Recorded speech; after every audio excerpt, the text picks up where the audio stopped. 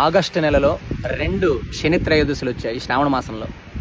August నెల 17వ తారీఖు త్రయోదశి శనివారం శని త్రయోదశి.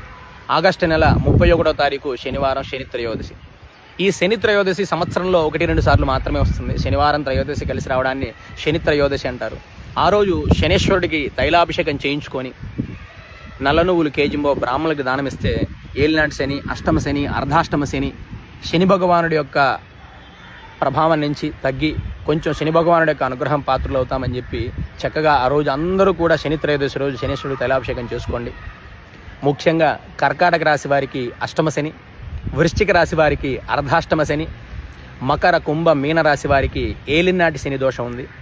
కర్కాటక రాశి వారికి అష్టమ శని, వృశ్చిక రాశి వారికి అర్ధాష్టమ శని, మకర కుంభ మీన రాశుల వారికి ఏలినాటి శని దోషం.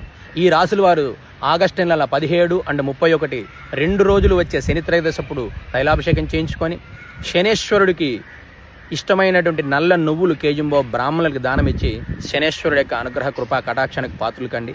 ఇది ప్రతి ఒక్కరికి తెలియజేయండి. ఎందుకంటే శని త్రయోదశి సంవత్సరంలో 1-2 సార్లు మాత్రమే వస్తుంది. ఆగస్టు నెల 17వ తారీఖు వచ్చింది ఈసారి, మళ్ళా ఆగస్టు నెల 31వ తారీఖు వచ్చింది. ప్రతి ఒక్కరికి తెలియజేయండి.